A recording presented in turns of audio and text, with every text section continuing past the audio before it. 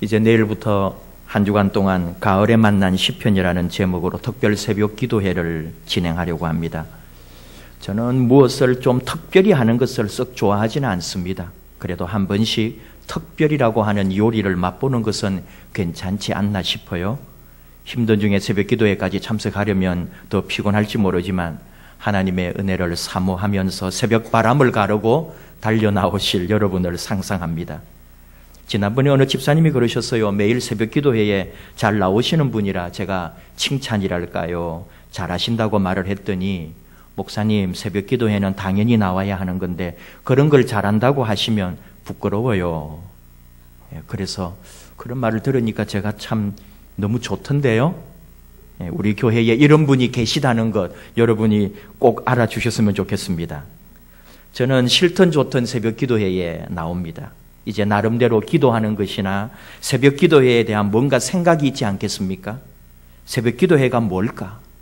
제가 매일 생각하는 것은 첫 시간, 첫 마음, 첫 정성을 하나님께 드리는 것이다 하는 겁니다.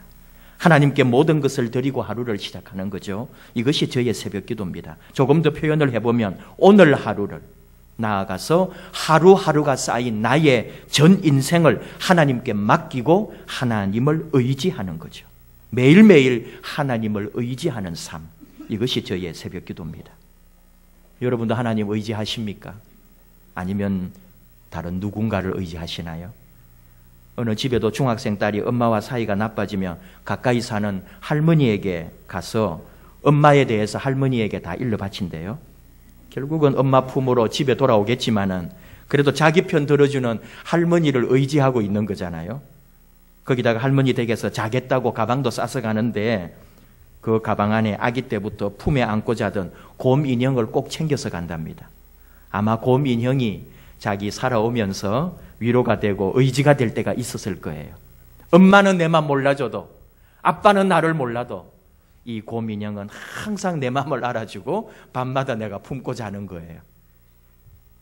모두가 속상하게 할 때도 곰 인형에게 말하면서 위로받고 힘을 얻었을지도 모르죠. 근데 우리는 나이가 들어가면서 다른 것을 의지합니다. 어릴 때는 부모를 의지하고 또 연로해지면 자식을 의지할 수도 있겠죠. 부부지간이 서로 의지가 되어야겠죠. 그런데 무엇보다도 우리는 돈을 의지합니다. 돈이 있으면 뒤에 백이 있는 것처럼 뭔가 든든하고 목에 힘이 들어가고 세상에 그칠 것이 없어 보입니다. 돈을 의지하는 사람의 마음이에요.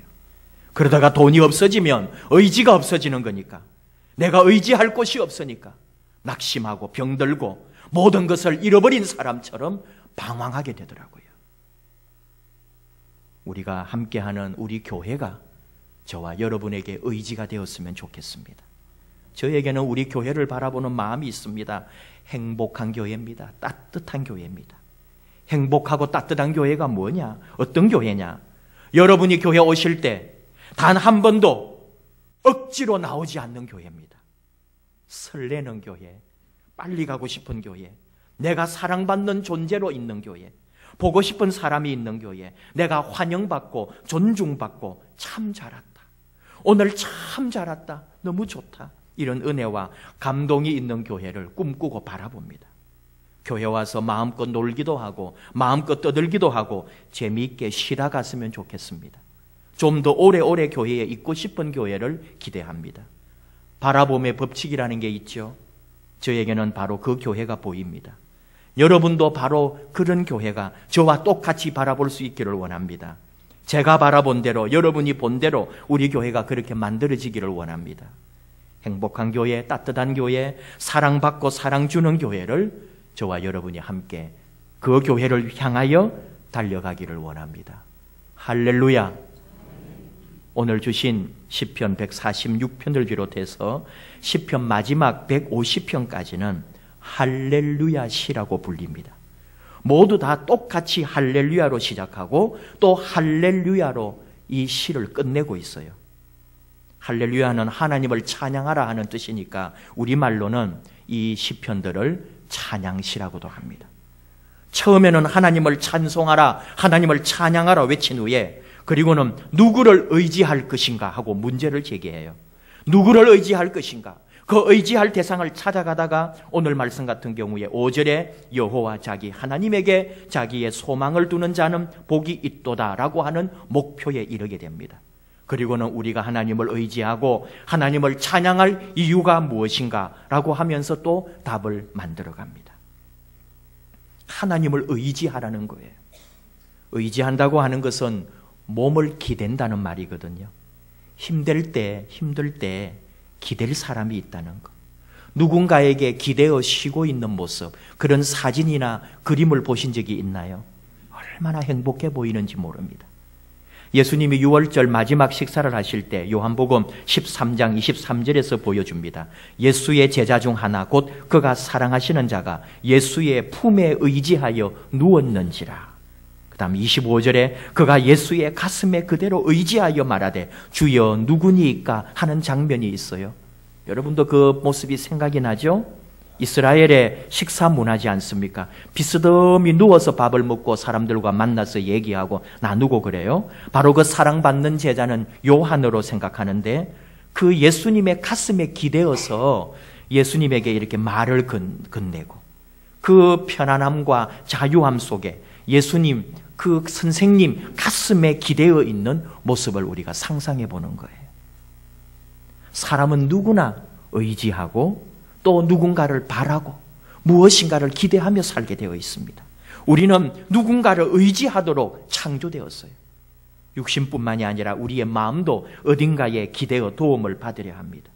의지가 없다, 의지할 것이 없다는 것은 소망도 사랑도 없다는 것을 의미하지 않습니까? 솔직히 말하면 우리 인생이라는 게 결국은 사람을 의지하고 돈을 의지하고 또 권력을 의지하고 뭔가 내가 의지할 만한 것을 찾아서 일생 동안 살아가는 것이 아닌가, 그런 생각이 들 때도 있어요. 아직 왕이 없을 때 고대 이스라엘 백성들이 사무엘에게 찾아갑니다. 우리도 왕을 세워서 나라를 다스리게 하자 하는 왕정 통치를 요구하게 되죠. 그래서 사울을 첫 왕으로 삼고 하나님보다는 주변 강대국을 의지하고 권력을 바라보고 끌려다닙니다. 이스라엘 역사를 평가해 보면 이런 세속 권력의 속성을 알지 못했기 때문에 왕정 통치를 시작하자마자부터 그 왕정 통치가 끝날 때까지 항상 백성들은 황폐해졌고 허망함을 경험합니다. 왕권도 주변 나라의 권력도 이스라엘에게 아무런 도움이 되지 않았습니다. 결국 나라만 망해버렸습니다. 그렇게 의지하려고 했던 주변 강대국들에 의해서 이스라엘을 멸망시켰던 그 제국들, 그 강대국은 그럼 남아있을까요? 이 지구상에 그 어떤 제국도 지금 남아있지 않습니다. 우리나라 역사 보면은 일제치하에서 일본 제국주의의 앞잡이가 되었던 사람들이 있습니다. 역사는 지금 그들을 가만두지 않습니다. 그 당시 35년간 일제치하에서는 힘 좀 쓰고 돈 좀 벌었는지 모르지만, 일제의 식민지가 영원할 줄 알았는지 모르지만, 제 아무리 강하고 제 아무리 센 권력도 영원할 수는 없잖아요. 우리 할아버지, 우리 아버지가 저지른 일제시대의 죄악이 후손들에게 영원히 따라다니는 거예요. 오늘 시인은 노래합니다. 3절에 귀인들을 의지하지 말며 도울 힘이 없는 인생도 의지하지 말라. 그렇다고 해서 세상의 모든 것을 다 끊어버리고 모든 것과 다 단절하고 아무것도 의지하지 말고 혼자 살아야 합니까? 홀로 살아가야 합니까? 어떤 사람이 세상에서 너무 낙심을 했는지 이 세상 그 무엇도 의지하지 않겠다 해가지고요, 깊은 산으로 들어가서 혼자 살았답니다. 나무를 베어서 오두막을 짓고 홀로 농사 지으며 살았는데 그런 대로 만족스러웠습니다. 어느 날 보니까 쥐들이 내가 힘들여 농사 지어서 창고에 쌓아둔 곡식들을 다 뺏내 먹어가고 있는 거예요. 이대로 두다가는 내가 먹을 것도 없겠다 싶어서 고양이를 한 마리 샀답니다. 근데 이 고양이를 또 키우려고 하니까 우유가 필요하네요. 그래서 우유를 짤 수 있는 소를 또 한 마리 길렀어요. 농사일이 서툴다 보니까 소 키우랴 뭐 하랴 농사만 막 짓다 보니까 소는 누가 키우냐고요. 그래서 소년을 한 명 고용을 해가지고 소를 또 키우게 했어요. 그러니까 소년이 또 살 집을 지어줬어요. 그래서 이제 살림이 늘어나니까 이게 또 혼자서 이 소년까지 먹여줄 수가 없어서 일하는 여자 종을 한 명 샀네요. 아주머니를. 그러니까 이 또 그 사람이 살 집을 또 하나 지어줘야 되고, 그 사람이 외롭다 그러니까 친구들이 놀러를 오네요. 친구들을 위해서 집을 지었어요. 그리고 보니까 숲속에 집이 하나둘 늘어나서 어느덧 거기에 작은 마을이 생겼다 하는 이야기가 있어요. 사람은 혼자 살 수가 없어요. 누군가를 의지해야 되고, 누군가를 기대해야 되고, 누군가와 더불어 살 수밖에 없다는 거죠. 우리는 알고 있습니다. 이 세상에 돈도 있고 또 사람도 필요하고 모든 것이 있지만, 우리가 정말로 무엇을 의지해야 되고 진실로 우리가 의지해야 할 대상이 누군지, 내 모든 것을 진정 맡기고 따라야 할 분이 누군지 우리는 알고 있단 말이죠. 오늘 시인의 고백처럼 우리 인생이 의지할 대상은 여호와 하나님이십니다. 2절, 나의 생전에 여호와를 찬양하며 나의 평생에 내 하나님을 찬송하리로다. 일생 동안 하나님만 의지하겠다는 의지고 고백입니다. 오늘 말씀은 하나님만을 의지해야 될 이유가 있다는 거예요. 첫째는 하나님이 천지와 바다와 만물을 지으신 창조주이기 때문이라는 거죠. 6절입니다. 여호와는 천지와 바다와 그 중에 만물을 지으시며. 저는 타 종교에 대해서나 다른 사상 같은 것을 존중해 줄 때는 존중해 줘야 되지만은 좀 우습게 여깁니다. 모두 다 하나님 손안에 있기 때문이라고 저는 믿어요. 저는 하나님을 믿어요. 나를 만드시고 나를 보내신 이가 하나님임을 믿습니다.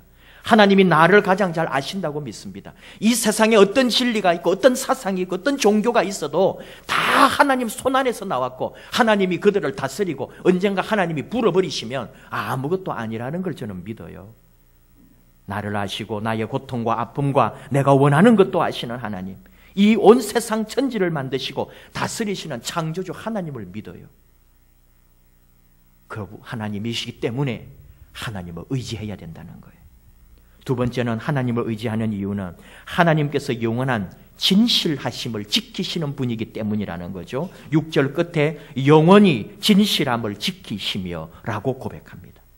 히브리 말로 진실이라고 하는 것은 에메트라고 하는데, 이것은 에메트가 아멘하고 다 뿌리가 같은 말이에요. 에메트, 아멘. 아멘은 진실로 그렇습니다, 나도 동의합니다, 그런 뜻이잖아요.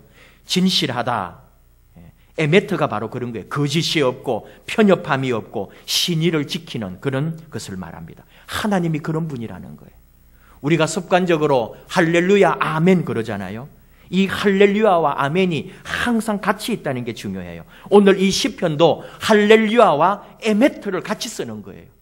우리 하나님을 찬양하라. 바로 그 하나님을 믿습니다. 그 하나님을 의지합니다. 하나님은 그런 분입니다. 나는 하나님에게 동의합니다. 할렐루야 아멘, 할렐루야 에메트, 이렇게 되는 거죠.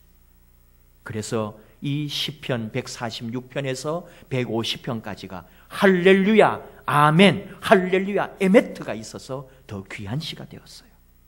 찬양을 받으시는 하나님, 그 영원하신 하나님은 진실하셔서 우리가 그분을 영원히 의지하고 믿을 수가 있다는 거예요. 세상은 속이고 속입니다. 지금 대통령 선거를 앞두고 서로의 약점을 잡아내고 서로를 속이고 속임수의 달인들이 되려고 해요. 국민들에게도 달콤한 거짓말로 속입니다. 우리는 속고 또 속습니다. 저는 보이스 피싱이라는 게 이제 좀 끝난 줄 알았더니 이게 진화를 하대요. 기상천외한 방법으로 사람들을 속이는데, 우리가 그 속는 이유가 뭐예요? 돈을 준다고 그러니까. 내 돈이 또 빠져나간다고 그러니까. 이게 돈에 걸린 문제라 그래요. 세금 더 받아가서 세금 내주겠다 그러고, 건강보험료 다시 돌려주겠다 그러니까, 통장 번호도 가르쳐주고 비밀번호도 가르쳐주고, 사실은 돈에 속는 거잖아요. 우리는 하나님의 진실하심, 우리를 절대로 속이지 않고 우리를 절대로 배반하지 않으시는 그 하나님을 믿고 하나님에게서 위로받고 힘을 얻습니다. 그 진실하신 하나님을 의지합니다. 세 번째로 하나님을 의지해야 될 이유가, 하나님은 우리에게 의와 사랑을 베푸시기 때문이라는 거예요. 7절에서 9절에 쭉 말씀합니다. 억눌린 사람들을 위해 정의로 심판하고 줄인 자들에게 먹을 것을 주시고 갇힌 자들에게 자유를 주시는 하나님, 맹인의 눈을 뜨게 하시고 약하고 나그네 되고 아프고 힘든 사람들을 붙드시고 도우시는 우리 하나님이시기 때문에 저는 마음이 아플 때가 언제냐 하면은 여러분, 저를 의지하는 사람들이 있어요. 우리 친구들이나 또는 동료 목사님들이나 작은 교회, 개척교회 하시는 분들이 이렇게 저와 알게 되고 만나게 되어서 이렇게 우리 교회 형편을 이렇게 들으면은 그래도 우리 교회가 좀 더 낫다고, 우리 교회 형편이 좀 더 좋다 보니 뭔가를 도움받기를 원하고 뭔가 저를 의지하려고 할 때 얼마나 가슴 아픈지 모릅니다. 전들 왜 좀 뭔가를 나누고 도와주고 싶지 않겠어요? 전들 왜 뭔가를 베풀고 싶지 않겠어요? 근데 그렇게 다 할 수가 없잖아요. 근데 저를 의지하고 그 애처로 눈빛으로 바라볼 때 저는 정말 너무 마음 아파요. 우리 교회를 바라보고 나를 바라보고 의지하고 뭔가 손을 내밀려고 할 때에 참 얼마나 마음이 뭉클한지 모릅니다. 여러분은 뭘 의지해요? 11월입니다. 한 해가 이렇게 훌쩍 지나갑니다. 10개월 동안 무엇을 의지하고 왔습니까? 오늘 우리는 나를 돌아보는 시간을 한번 가져보자는 거예요. 하나님께서 불어서 흩날려 버리시면 아무것도 아닌 것들 붙들고 지금까지 살아온 거 아니에요? 오늘 하나님은 시인을 통해서 말씀하십니다. 돈과 사람을 의지하지 말라고. 나이가 들고 인생이 깊어질수록 하나님을 더 의지하고 하나님을 더 바라보라고요. 나이 들고 이 세상 경험이 많으면서도 자꾸 사람 의지하고 그래도 살아보니 돈밖에 없다고 돈을 의지하는 우리다. 요즘 드라마 때문에 치매에 대한 얘기들이 참 많이 들려옵니다. 근데요, 며칠 전에도 보니까 치매 걸린 어머니를 길에다가 그냥 버렸더라고요. 전혀 찾아올 수도 없도록. 그래도 아마 그분은 어느 때는 이 내 자식들 이만큼 키워놓았다고 자랑하신 어머니 아니셨을까요? 내 지식, 내 기억력, 내 건강 다 쇠하고 나면은 아무것도 없어요. 사실은 자식도 의지할 것 아니고 사람도 의지할 것 아니고 오직 하나님만, 오직 예수님만 의지할 일입니다. 고린도후서 1장 9절을 통해 사도 바울을 통해 하나님 말씀합니다. 우리로 자기를 의지하지 말고 오직 죽은 자를 다시 살리시는 하나님만 의지하게 하심이라. 하나님만 의지하자고요. 오늘 항존직 선거를 합니다. 직분자가 된다는 것은 대표가 되고 지도자가 되고 모범이 된다는 의미가 있어요. 그런데 깊숙이 더 묵상을 해보니까 직분자란 무엇일까? 누구보다도 하나님을 더 의지하고 하나님에게 자기의 사명을 맡기는 사람이다. 이 묵상이 되더라고요. 하나님 우선주의, 하나님을 최고의 가치로 여기고 하나님을 선택하고 하나님만 의지하는 일꾼들이 뽑히기를 원합니다. 또 그렇게 부름받는 우리 사랑하는 뽑힘받는 종들이 되기를 원합니다. 오늘 우리 역시 마찬가지예요. 사람 바라보고 사람을 뽑는 것이 아니라 하나님을 의지하고 하나님만 바라보고 갈 사람을 뽑는 거죠. 우리 교회, 우리 가정, 우리 생활, 우리 인생이 그 무엇도 아니라 그 누구도 아니라 오직 하나님만 의지하기를 원합니다. 세월 지나갈수록 의지할 것뿐일세 무슨 일을 당해도 예수 의지합니다.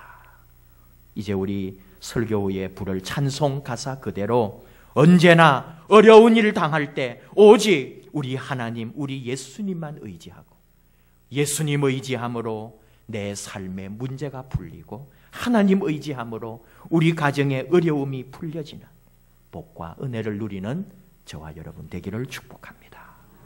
기도하십시다.